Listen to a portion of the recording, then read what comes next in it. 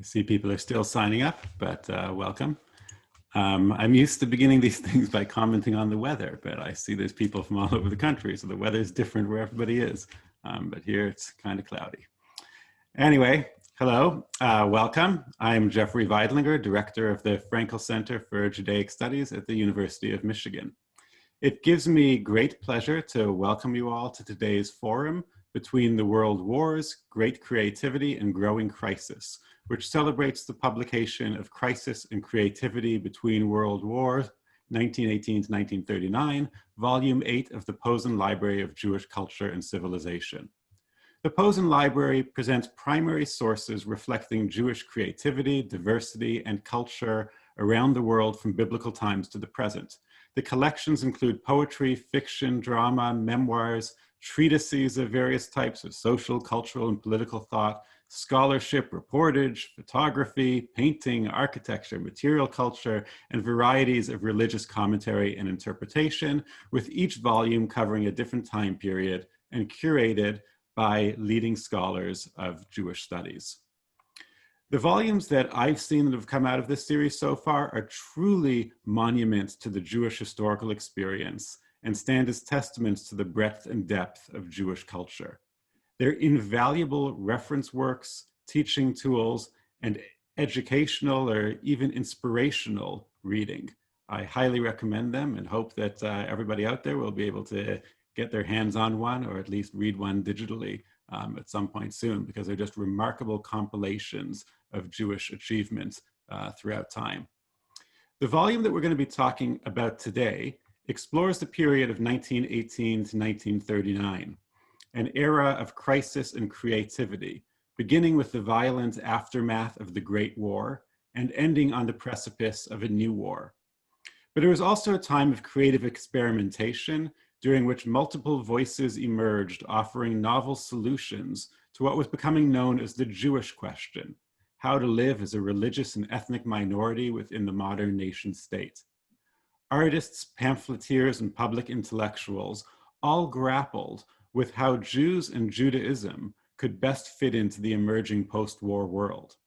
The solutions they offered ranged from staunch assimilationism to religious revival, from national autonomy in the diaspora to territorial sovereignty in Palestine, and from communist internationalism to free market protectionism.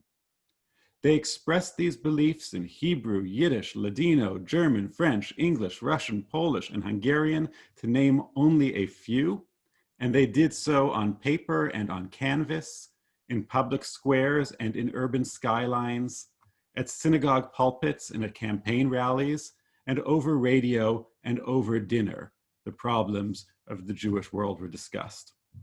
The volume that we're going to be discussing today offers numerous examples of this flourishing of creative activity, some of which was produced by among the century's most recognized names, and others that were produced by people who will be new to many of you.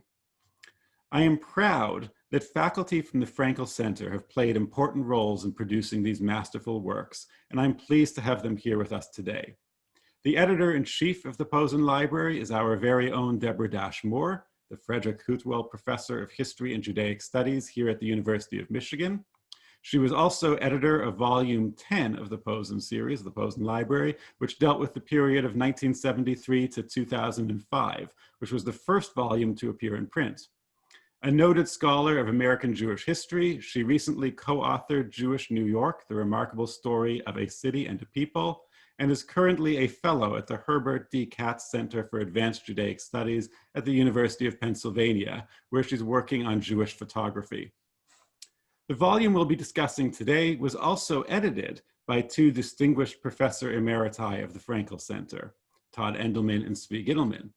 Professor Endelman, a specialist in British Jewry and longtime professor of modern Jewish history here at Michigan, is the author most recently of Leaving the Jewish Fold: Conversion and Radical Assimilation in Modern Jewish History. Professor Gitelman's most recent book is entitled Jewish Identities in Post-Communist Russia and China, An Uncertain Ethnicity. And he's also the editor of the volume, The New Jewish Diaspora, Russian-Speaking Immigrants in the United States, Israel, and Germany, as well as many other works. His work in Judaic studies and political science focuses on Russian and Soviet Jewish life. They have put together a remarkable collection, and I look forward to the discussion on that topic. But first, let me turn the welcome over to Daniel Posen to say a few words before I pass things over to Deborah. Thank you.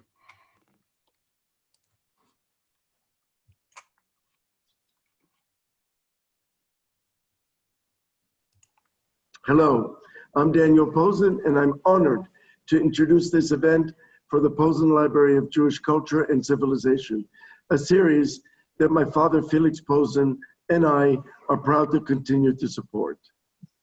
Felix is unable to be with us, but he sends his best wishes, as the Posen Library was, after all, his brainchild. In the early 2000s, Felix gathered leading scholars in the United States and Israel to think about ways to ensure that all people who read English, and especially all Jews, could easily access a variety of Jewish sources, secular as well as sacred, literature as well as philosophy, paintings as well as ritual objects, North African, Argentinian, as well as Eastern European. This esteemed group came up with the idea of the Posen Library of Jewish Culture and Civilization, a 10-volume printed compilation of primary sources, global Jewish writing and art from the biblical period to the 21st century, published by Yale University Press. Even the smart scholars in the room with my father back in the early 21st century could not have predicted coming changes. Responding to digital education, we developed an online interactive version of the Posen Library.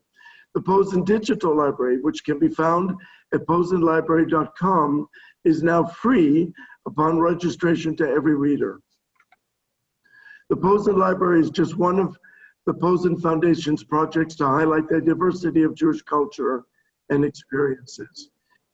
In Israel, the Posen Foundation works with educators to consider their own identity and the multiple backgrounds of their students when developing curricula. Posen Foundation programs now reach more than 80,000 pupils and more than 200 schools. By the mid-2021 period, half of the Posen Library will be complete, and the other half is not far behind. Once finished, the Posen Library will make available more than 7,000 pieces of Jewish culture from around the world. This could not have happened without the dedication of our editor-in-chief, Deborah Dash Moore, as well as many staff members, volume editors, advisors, researchers, translators, and contributors. Thank you all and enjoy.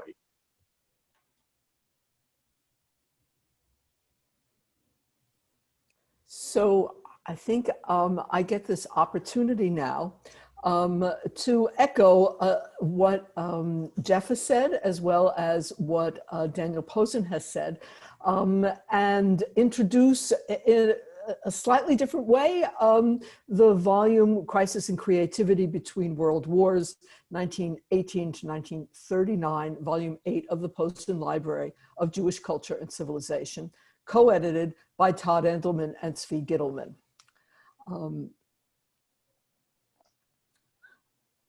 I say in this regard, particular pleasure, because I have worked with both editors as colleagues at the University of Michigan. They conceived and built the Jean and Samuel Frankel Center for Judaic Studies in a way similar to how they crafted and assembled this volume, that is, as a team. In many respects, they model collaboration, sharing responsibilities while dividing up tasks. The Posen Library of Jewish Culture and Civilization requires just this type of cooperative scholarship because it is no standard anthology of the greatest Jewish hits of the past centuries. Rather, it is an imaginative reclamation and reconstruction of complicated Jewish worlds that flourished in the past. In this volume, that past is the time between those two wars. The end of World War I, called at the time the Great War, because no one could imagine another such war, and then the beginning of World War II. The Posen Library, as exemplified in this powerful volume, introduces readers of English to the rich diversity of Jewish texts. And as the slideshow reveals, and we'll be talking a bit about these slides, also examples of visual culture. In these interwar years, Jews debated each other furiously, and as Jeff Eidlinger noted, they wrote political tracts, fiction, memoir, poetry, religious treatises, not to mention innovative scholarship and compelling journalism. But to create an anthology that brought sacred and secular together, that understood Jewish to refer to women as well as men, that included expressions of Jewish civilization from around the globe, since Jews were and are a global diasporic people, that made accessible knowledge previously restricted to those who could read many languages. To assemble such an anthology was unprecedented. And it required a sharing of expertise from scholars, translators, permission experts, researchers, and editors. The Posen Library is very fortunate to have Joyce Rappaport as executive editor. She implemented Todd and Zvi's vision for this volume with skill, patience, and an unerring eye for detail. Both Todd and Zvi bring a wealth of experience to the Posen Library. Both have written numerous influential books that have shaped our understanding of the Jewish past and present. And Jeff mentioned in each case some of these books, but I want to reiterate a couple of them. With Todd Endelman, who is Professor Emeritus of Jewish History and Judaic Studies at the University of Michigan, he's known as a pioneering social historian of Jews. And also specifically of British Jews. Jeff mentioned his recent book, Leaving the Jewish Fold, Conversion and Radical Assimilation in Modern Jewish History. And what's really interesting and valuable about this book is the way it brilliantly argues for the expansion of Jewish history to include those Jews who chose to leave Judaism. It extends his concept of radical assimilation in provocative and compelling ways, and exemplifies what he has called for in his many essays collected in Broadening Jewish History toward a social history of ordinary Jews. Zvi Gitelman, as you heard, is Professor Emeritus of Political Science and Preston Tisch Professor Emeritus of Judaic Studies at the University of Michigan. Jeff mentioned his most recent book, a volume he both edited and contributed to, The New Jewish Diaspora, on Russian-speaking immigrants in the US, Israel, and Germany. But I'd like to highlight the 2016 volume, Jewish Identities in Post-Communist Russia and Ukraine, An Uncertain Ethnicity, in part because of his telling conceptualization of uncertain ethnicity. It's a really innovative way of thinking about ethnicity. And I really would be remiss if I didn't mention his widely read volume, now in its second edition, A Century of Ambivalence, The Jews in Russia and the Soviet Union, 1881 to the present being 2001. I should point out, since the Posen Library is an exercise in translation, that this book has been translated into Russian and Japanese. It also combines a rich array of photographs in dialogue with its compelling text. So before we move into our conversation, let me urge you to raise any questions you may have through the Q&A icon in your Zoom screen. Please use that, not the chat, for questions, all right? And we'll leave time at the end for that. Okay, so now let's move into our conversation. And I have to start with the cover image. It is very striking and powerful. And Zvi, I'm going to turn to you first, a couple of questions. So this is an image by the artist El Levitsky. Who is El Lissitzky, who created this image? Where does it come from? Where does the image come from? And can you speak a little bit how it speaks to the themes of crisis and creativity? Thank you, Deborah. Elazar Markovich Lissitzky was born in the Pale of Settlement in the Tsarist Empire in 1890. And one could divide his work into three phases: the so-called Jewish phase, which begins with his being tutored by Yehuda Pen in Vitebsk, what is now Belarus. Yehuda Pen was also the teacher of Marc Chagall, among other noted artists of the 20th century. Lissitzky went with Issachar Rybak, another Jewish artist, on an expedition in the middle of the First World War along the Dnieper River in Belarus and looked at the Jewish artistry in the synagogues. This was not the Ansky expedition, well-known expedition to Ukraine, but these two artists were documenting and researching Jewish synagogal art in the area. This Jewish period involved many children's books, which he illustrated. And then roughly in 1923-24, he turns to a very modern artistic genre. It was called Suprematism in Russia. He becomes an abstract artist, and he embraces constructivism, which is associated with many Russian artists of the early Soviet period, although some of his work continues to reflect Jewish themes and Jewish concerns. He goes to Europe and continues his art education, but he comes back to the Soviet Union in 1925, and his work thereafter conforms to the official Soviet line. Now, some people did the same thing, coming back from Europe to the Soviet Union, and some of them did it out of careerism, some of them did it out of conviction. I think Lissitzky belongs to those who did it out of conviction. He writes, for example, "One must belong to one side or another, and there is no midway, meaning either communism or capitalism. I belong to the people," he writes, "and consider no tongue native. I go along the path of the supreme unity of human beings, of the spirit of dynamism and the language of the future." This was the rhetoric of the early 1920s Soviet Russia. Internationalism, cosmopolitanism, de-ethnicization, and Lissitzky follows that path. He had the good fortune to die a natural death, which many artists and writers did not, in the 30s and 40s. He died early in 1941.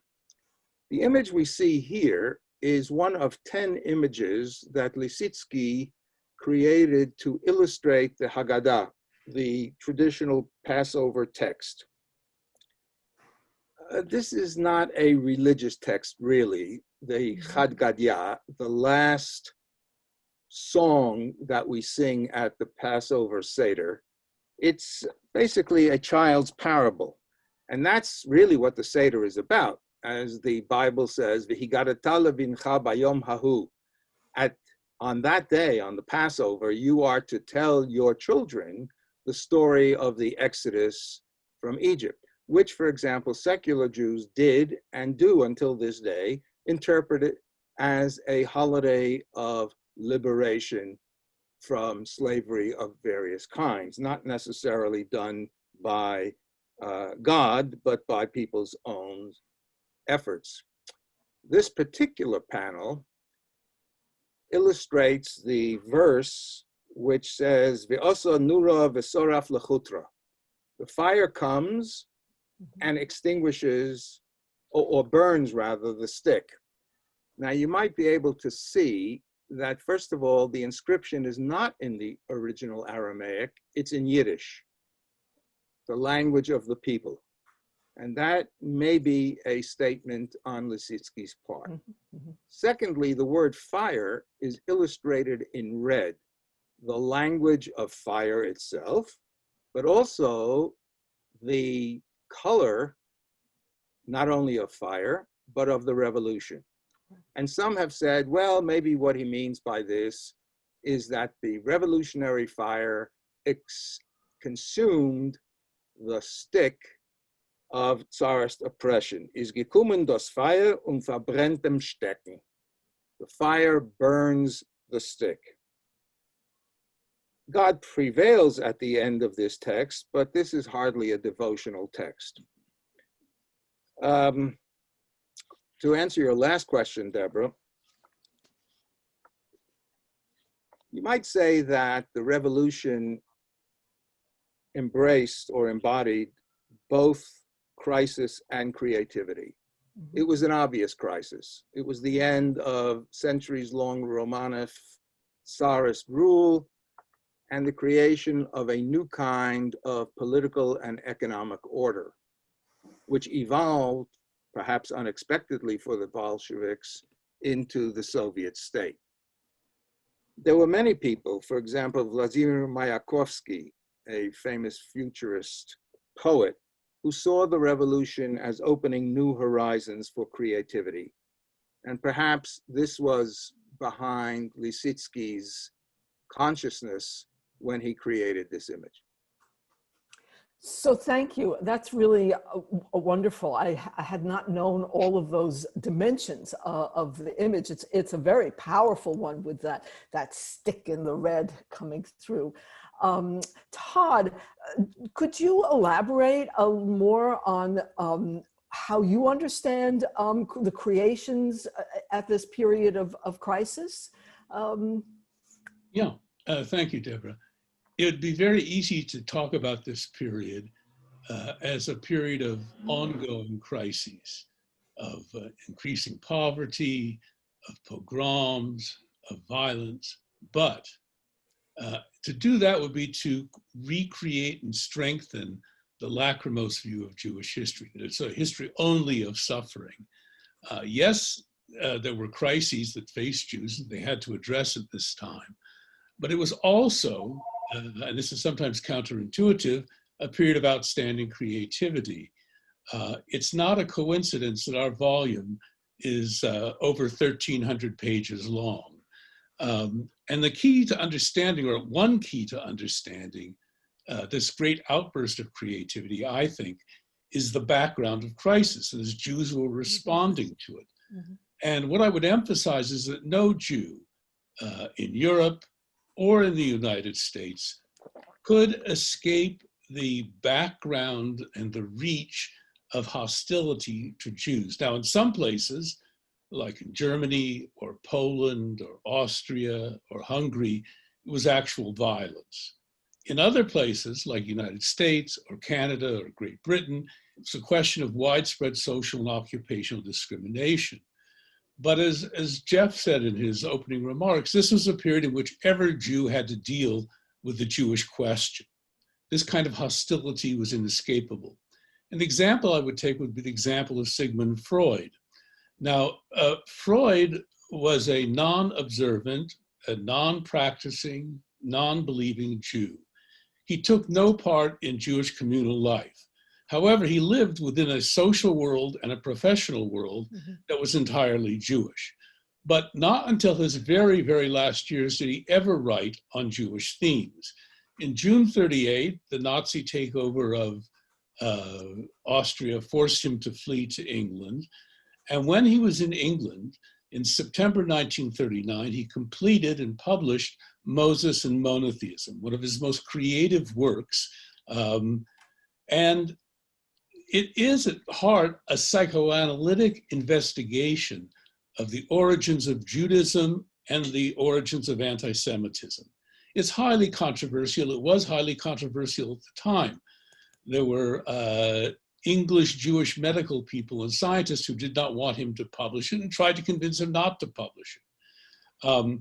What he does is he, among other things, this is the part about the crisis, he locates the origins of anti-Semitism in Christian unconscious jealousy of the Jews, because the Jews were the firstborn of God, the firstborn of the Father, and the first chosen, and therefore they harbored, he would argue, unconscious hatred of Jews that expressed itself in all kinds of manifestations of anti-Semitism.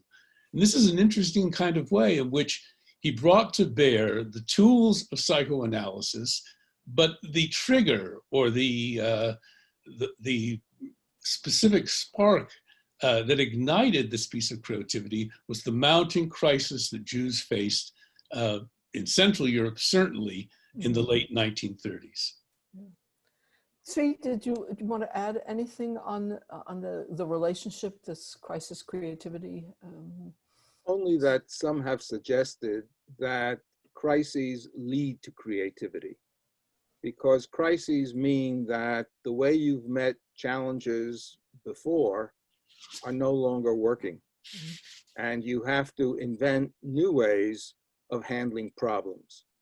So that while crises are traumatic, they are also perhaps productive, which is not to say that the new ways that you learn to deal with crises are necessarily successful. Right.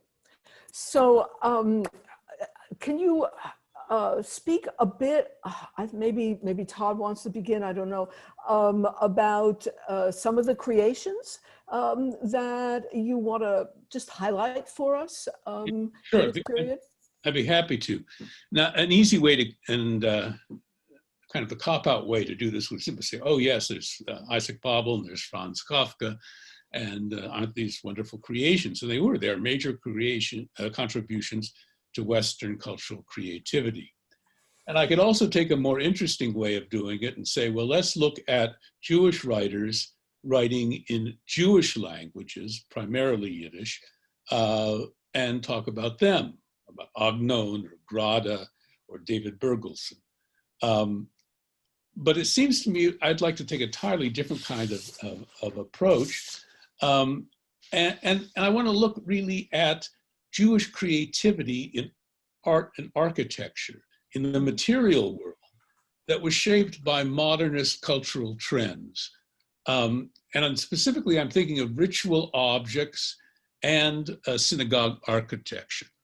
Now, it's important to remember that there is no such thing as an eternal Jewish style.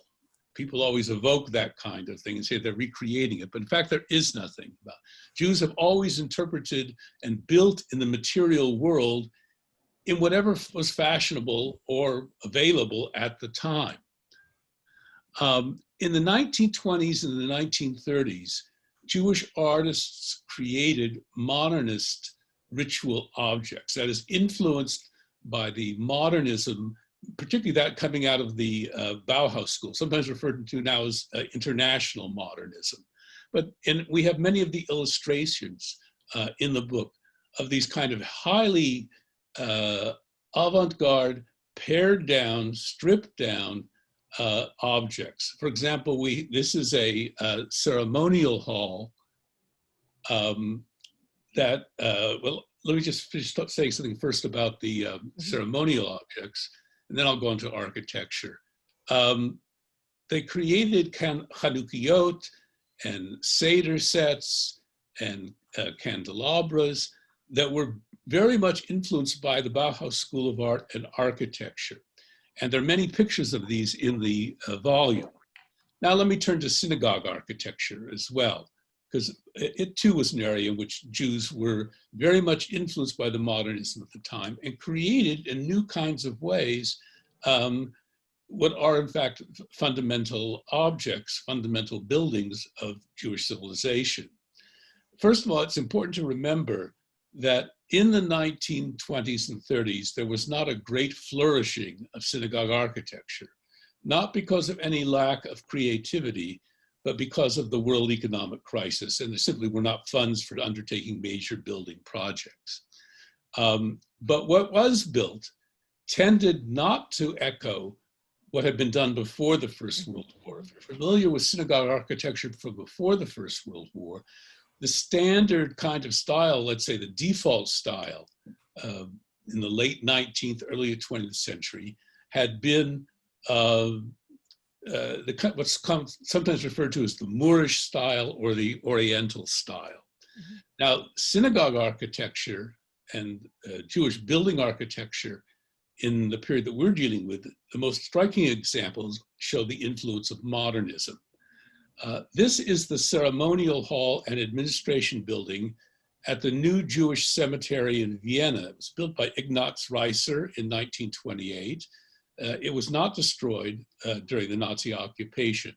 And here you see almost a pure example of the influence of German expressionist architecture, particularly that enormous tower or dome that looms over the entire building. And now another example that's even, I think, even more striking and more to my own personal taste is this is a Reformed synagogue building that was built by Fritz Landauer between 1928 and 1930 in Plauen, which is in Saxony. And it's really one of the finest examples of modernist religious architecture of any denomination in Weimar, Germany. You can see its sleek lines, its impressive use of windows, of surface, object. And the other thing I should say that's striking about it is that it could just as easily have been an office building or something else. There's nothing here, particularly from the exterior, to distinguish it as a synagogue, except for the Magen David at the corner. Landauer's interesting figure. He had to flee Germany in 1937. He went to England, and there he almost disappears in the world of architecture, because the kind of architecture he was building, such as this Reformed synagogue, was not appreciated in England at the time. In fact, the British as a whole, not just British Jewry, had no taste really for modernist architecture. And he really was barely able to make a living. In the end, he ended up working as a stonemason and died almost penniless because the kind of architecture that he had done in Germany. Now, there's an interesting story here because what it shows is that German Jews and English Jews both were acculturated, but German Jews were able to embrace the modernism of their country, it was in the avant-garde, whereas English Jews on the whole aped the kind of Philistine attitudes towards modernism that was present among English at the time. So it's an interesting kind of contrast between the two. I should also point out that the synagogue in Plauen was destroyed in 1938, November 38, in Kristallnacht. And what you're looking at is a digital reconstruction that was done by a professor of architecture at the Technical University of Darmstadt. And in fact, he and his team have recreated, through these digital installations, 25 different synagogues. That's great.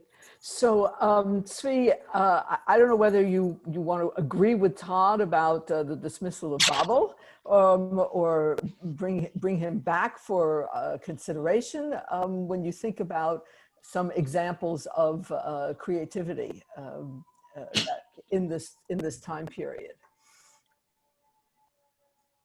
Babel, who came from Odessa and documented Jewish criminal life there in his wonderful stories, Ben Yakrik, criminal from the Moldavanka ghetto of Odessa.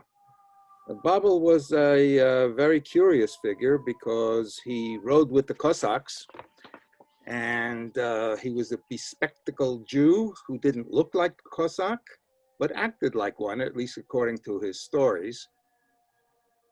He's a great craftsman. Konstantin Paustovsky, a Ukrainian writer, in his memoirs describes how Babel would write. He would write a short story that covered about 200 pages. And then he would pare it down by examining each word and asking himself two questions. Do I need this word? And is this the right word? By the time he finished, the story was 10 pages. He knew how to do what many of us academics, myself included, don't know how to do. cut to the chase. Unfortunately, like many of his contemporaries, Babel died in a Soviet labor camp in the early 1940s. But let me take a different tack for a moment about creativity. One of the things that I think distinguishes this period is not the creation of Jewish secularism, but its implementation. The ideas had already existed. If you look at, for example, Shaul Chernichovsky's poem of 1899, Lenochach Pesel Apollo, or El Mul Pesel Apollo, where he praises Roman civilization and Apollo and physical strength and denigrates Jewish religion, and ends the poem with portraying the phylacteries, the tefillin, as binding the Jews and restraining them from creativity. You see that secular ideas have certainly developed already by the end of the 19th century. But it was in the interwar period that secular institutions in countries such as Poland, Lithuania, especially the Soviet Union, were created. And some secular ideologists like Chaim Zhitlovsky or Lebush Lehrer confronted interesting questions about what form secular Jewishness would take. For example, while, as I mentioned earlier, a secular Jew could clearly identify with Passover as a holiday of liberation, or Sukkot as an agricultural festival, and the same for Shavuot. What does a secular Jew do with Rosh Hashanah and Yom Kippur, which are distinctly spiritual, theological, theistic celebrations? And these are questions that were raised because they had schools, they had camps, they had sanatoria, variety of institutions which were both Jewish and secular, and therefore such questions had to be raised. I should mention Henrik Erlich, one of the leaders of the Bund, who, along with his colleague Victor Alter, another Bundist from Poland, were murdered in the Soviet Union in 1943. I have a kind of connection with Erlich, some of whose selections are in our volume, because my teacher of Soviet economics in graduate school was his son, Alexander. Mm-hmm. His younger son, Victor, was chairman of the Slavic languages department at Yale University. Their mother, Henrik Erlich's wife, whom I knew personally, was the daughter of Shimon Dubnov, the great Jewish historian, murdered by the Nazis in Riga in 1941. And when I was doing research at the Bund archives on 25 East 78th Street near Madison Avenue, hardly a bastion of socialism at that time, she, Sofia Dubnova Erlich, would come into the Bund. Everyone would rise as, well, some would say lahavdil, as when I was in the yeshiva, we would rise when Rabbi Soloveitchik would come into the room. And she was very nearsighted. She died at about 100, and she would read like this. The little Yiddish that she spoke was with a very heavy Russian accent. And you could see the line of secular Jewish history going from Shimon Dubnov through his daughter, his son-in-law, to my professor at Columbia University in the 1960s. So you brought up the issue. I mean, it's a wonderful image of Sonia Dubnov Erlich, really gorgeous.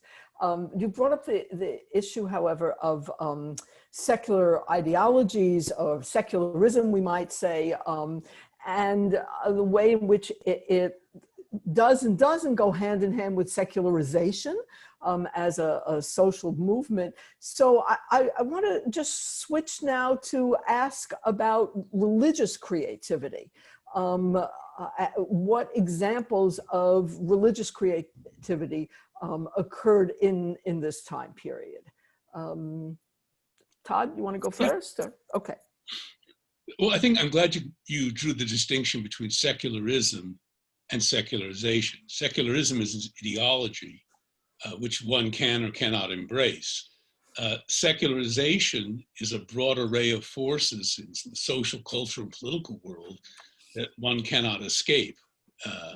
And what I find impressive in this period is the way that religious leaders, as an act of accommodation, were able to bring secular ideas into their thinking or display the influence of secularization without repudiating Jewish allegiances and without really embracing Jewish ideological secularism.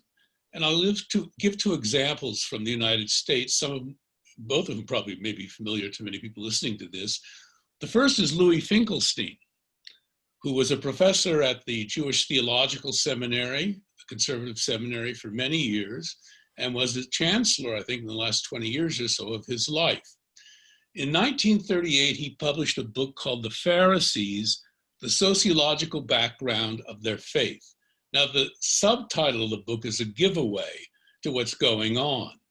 That is, Finkelstein, writing in the 1930s, at the height, let's say, of leftist influence in the cultural world as a whole, could not escape the secularizing influence of this kind of ideological expression. And I'll give you an example of what he did. The Pharisees are known for many things, but one of the things they're noted for was their, if not creation, at least their validization of the notion of Techiyat HaMetim, of resurrection of the dead, which became standard for rabbinic Judaism after this period. And he tried to show how this idea caught on because it had an appeal based on its sociological base. For example, he showed how the Pharisees primarily appealed to artisans and small traders who were feeling oppressed, who were jealous of their neighbors. And the notion of Techiyat HaMetim, which in some ways is a democratic idea. No matter how much money you have in this world, in this life, no matter what your status, in the world to come, everyone has a chance. And he argued that that, in fact, was why this ideology appealed. Now that's, without wishing to call him a Marxist, that's a good Marxist explanation. That is one rooted in the material realities of the time. Right. Now, he wasn't a secularist. He was a religious thinker and a historian, but he couldn't escape the influence of secularization. And the other example I'll give, which is a much more obvious example, that's Mordecai Kaplan, who was the founder of Reconstructionism and promoter of the idea that Judaism is a civilization, not just a body of spiritual doctrine and practices. And in a bunch of essays beginning in the 1920s, Judaism as a civilization doesn't appear till 1934, but he began earlier in the 20s in essays writing about these ideas. He sketches out this vision of Jewish life as it was and as he thinks it can continue to be, as a civilization that is a non-theocratic, but religiously infused, historically rooted, sociologically based phenomenon. And this was an interesting way in which you can see his religious creativity functioned, but it functioned under the impact of secular forces. That is without embracing secularism and as an ideology. And he and Finkelstein are both examples of this phenomenon within American Judaism in the 1920s and 1930s. So, Zvi, if we shift from the US to Eastern Europe, how does this issue of religious creativity take shape? You don't have a Kaplan or a Finkelstein there, but I'm sure, I know there's religious creativity. Of course, it is a period of migration, so there are figures who bridge North America That's true. and Europe. One of them was, again, I was fortunate enough to be his student, was Avraham Yehoshua Heschel, who begins in Poland, continues in Germany, and fortunately is invited by the Hebrew Union College, a reform seminary, to the United States, enabling him to escape Nazism. Another major figure of the period, dies in 1935, is Harav Avraham Yitzchak HaKohen Kook, the chief rabbi of Palestine, originally from Latvia, who proposes a kind of messianic Zionism, which to this day has deep influence in the state of Israel, at least among a certain sector of the population, and becomes a major, not only theological figure, but a major figure in the pre-state Palestine, because he embraces secular Jews, which most of his religious colleagues would never do. Yechiel Yaakov Weinberg, who begins in Eastern Europe, goes to Germany to the Hildesheimer Orthodox Rabbinical Seminary, survives the war, and winds up creating a yeshiva in the unlikely venue of Montreux, Switzerland. So it's a very vibrant religious life. I might mention, in terms of creativity, Reb Meir Shapiro, who was a member of Agudas Yisrael, an anti-Zionist, very strictly Orthodox organization, which still exists, but who realized that Orthodoxy was losing ground in interwar Poland, and makes it more attractive by founding Yeshiva Chachmei Lublin, whose building still exists in that Polish city, Lublin. And it's a modern building with a dormitory, with food, and so on.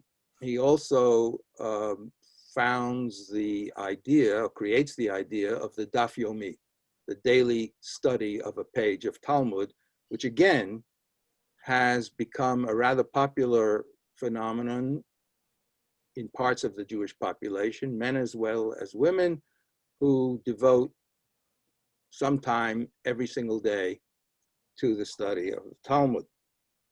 Now, I think there are other examples of creativity which should be mentioned. One of them, for example, is chazonis, or chazanut, if you prefer. Again, cantorial music was not created in the interwar period, but it enjoyed its greatest popularity simply because of technological innovation, and that is the gramophone, records. And people such as Yossel Rosenblatt or Yossel Schlisky, Zavel Kvartin, Mordechai Hirschman, these became world-renowned cantors. My father, Olav Sholem, had the privilege of singing as a choir boy with perhaps the greatest of them all, Gershon Sirota, who was called the Jewish Caruso, which, by the way, leads me to an observation. Jews were very proud of these cantors, not just because they were great cantors, but because the Goyish Welt, the non-religious world, had recognized their talents and invited them to sing in the opera. Rosenblatt was famous for declining because it would violate his religious principles. Sirota, by the way, was murdered in the Warsaw Ghetto in 1943. It should be mentioned. So I actually, the point that you raised about the external validation really leads me to another question, which is, how did Jews respond to the peoples and cultures around them in this time period? You also mentioned migration, which is another issue that I want to get to, but just, what about the relationship to the world around Jews? How did they respond?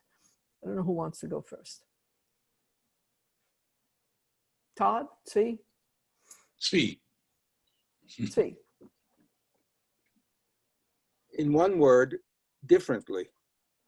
That is to say that in different places, they responded differently, and in the same place, they responded differently. Before the First World War, Central European Jews, Germans, Austrians, Hungarians, Czechs, but not Slovaks, generally strove to acculturate to the dominant culture and to be, to use a biblical phrase, kechol hagoyim. We want to be like everybody else. We don't want to be different. The same is true of American Jews in large part. Jews in Lithuania, Jews in Russia before the First World War did not want to be kechol hagoyim in general. This is a vast generalization, because they did not admire the cultures which surrounded them. They were basically peasant cultures involving illiteracy, wife beating, drunkenness. What was there to strive for? Why be like them? We're better than they are.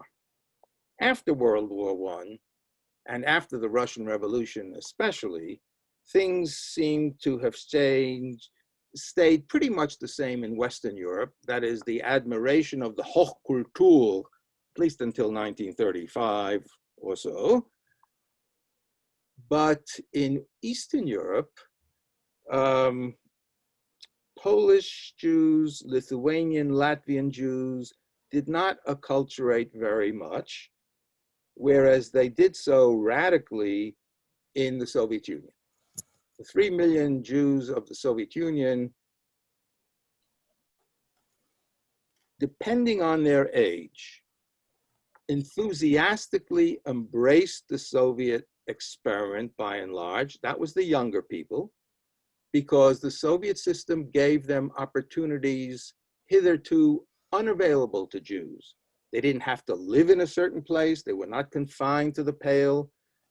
They could move even to Moscow and Leningrad.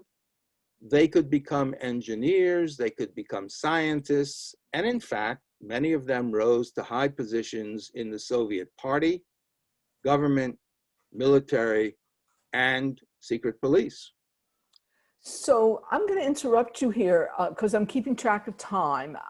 And I know that there are some wonderful visual materials that we haven't had a chance to look at yet, including, well, yeah, this portrait of a Jewish youth, but I think there's also an example of a photograph of kids in a cheder by Kasizna. I don't know where that one is, but this yeah, that's right. This picture. Here is one of those examples of the kind of rejection, as it were, of the larger society that you spoke about, right? This is Lublin, the cheder, and they're not embracing the world around them, so to speak. Did you want to comment at all about this this photograph? There's also a really wonderful painting that speaks to class differences of the great synagogue in Amsterdam here. So the contrast between these two pictures shows in the cheder picture Jews who are not particularly interested in the world around them. Most of these kids, or some of these kids anyway, probably did not attend regular Polish schools. You can see the way they're dressed. They're poor. They're very young. And if you look at the picture of the Great Synagogue, you see people dressed as the elite of non-Jewish society would have been dressed. So here you have Amsterdam embracing, where Jews are embracing the surrounding culture. And in Lublin, Jews are apart. Although the trend in Poland in the interwar period was toward greater Polonization, more speaking of Polish, more interaction, very often hostile, with Poles than previously. Okay, so let's move to that Bruno Schulz painting then, because Todd, I know you have some thoughts about this, and in some ways what you see here, at least on one level of interpretation, is a religious encounter with a secular, two secular women, right? Certainly from the way in which they're dressed, yeah. Well, first of all, Bruno Schulz, of course, is better known for his short stories. He was also, as you can see, a very talented painter, but relatively few paintings of his survived, and he himself was killed during the Holocaust. And there are a number of ways you can interpret this. Clearly, it's a confrontation between a yeshiva student and, on the right-hand side, two young women who are probably prostitutes. It's called In an Urban Alley, but in fact, the picture is more complex than that. It's outside the town. It's in a cemetery is where it's set. Right. But the thing that's most intriguing about the picture is figuring out the attitude of the yeshiva student toward the two prostitutes. He's cowering or bending down a bit as if he were trying to not be seen, or as if they were radiating something evil that he did not want to be within the sphere of. But you could also say that at the same time, he can't remove his eyes from them. He still wants to look at them. So he's really torn apart between the two things, revulsion and attraction. And the confrontation here, I think, is lovely, but the ambiguity really makes it a great picture. Yeah, I agree. So I have one last question of sort of about migration, and this was a period of migrations. I think we've got a sort of chart that lets us see that. If we move a little further, there's that chart. That shows where it was that that Jews went up to 1924 when the United States restricted immigration drastically. But the orange piece, the migration to Palestine, becomes increasingly important after 1924. If we go back a couple of slides, we could see some of the ways in which Mandate Palestine is portrayed. And I just wondered if in this sort of wrap up, we're going to come to some of the other people's questions. Both of you would want to comment a little on migration to Palestine and migration more broadly in this period. Well, I would just say the thing, you can emphasize migration, but in fact, as you mentioned, in 1924, the United States ceases to be a source of refuge for Jews. And that continues for quite a while, indeed after the Holocaust as well. And this is a period in which the world is closing its doors. And even Palestine, which the British controlled from the mid-1930s when Hitler comes to power, and Palestine is needed even more as a refuge for the Jewish people, it ceases to be open because, in fact, the doors are slowly closed by the British.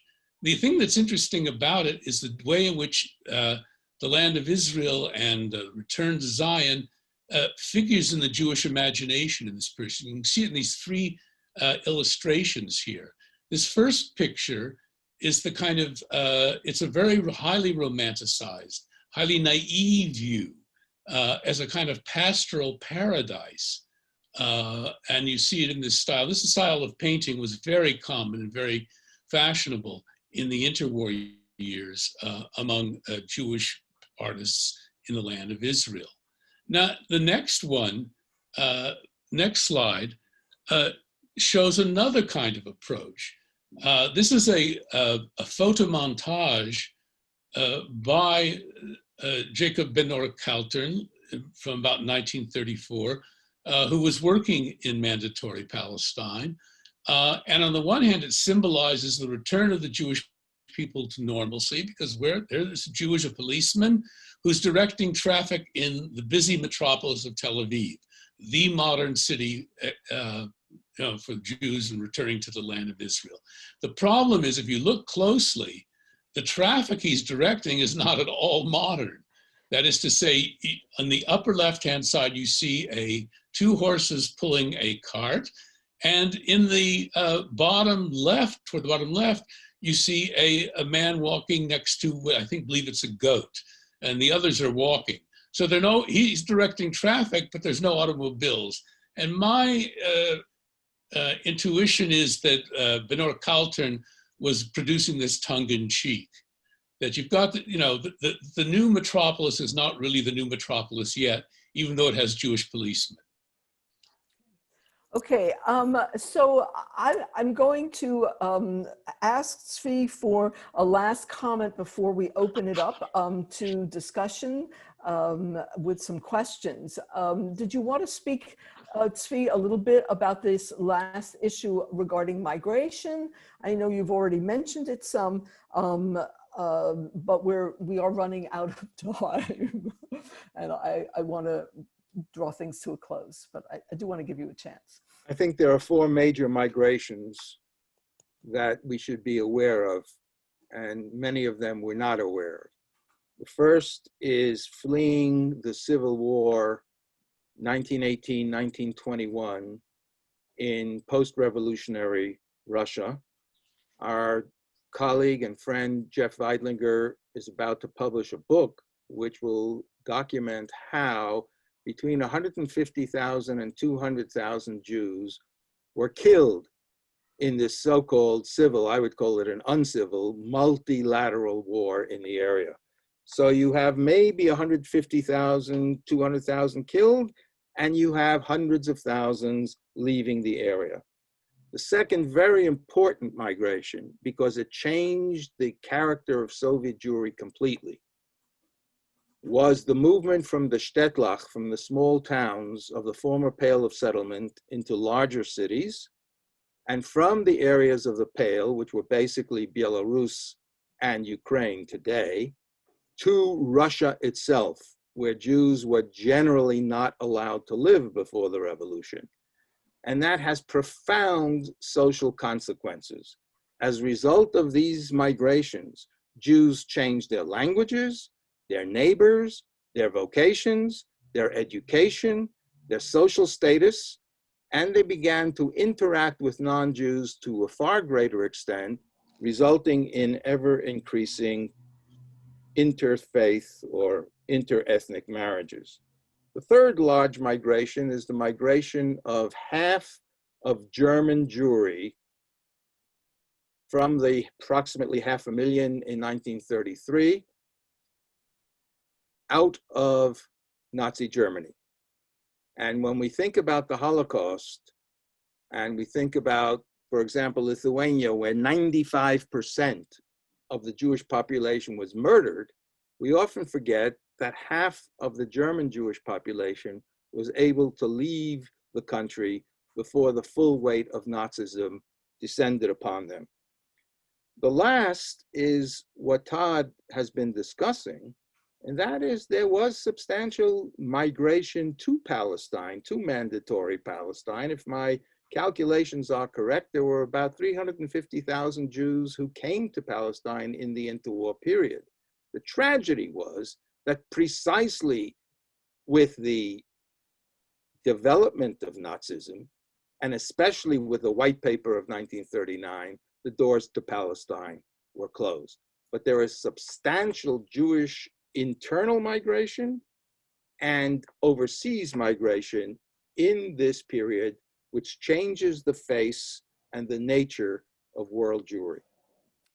So thank you both very much for this really illuminating discussion. The volume that both of you have worked so hard to put together and the resources that are available in this volume will help to change the story that you see at the moment.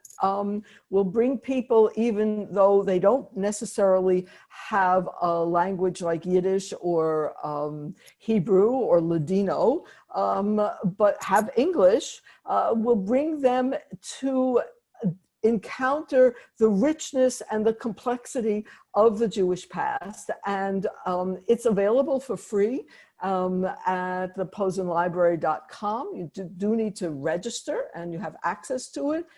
We have a discount if you're up to buying the book, sold by Yale University Press. I think it's a really amazing accomplishment that you both have done, and it's been a real pleasure to be able to celebrate its publication and to talk with you and get some sense of the range of this volume, which I encourage all of our participants to enjoy. Thank you very much for coming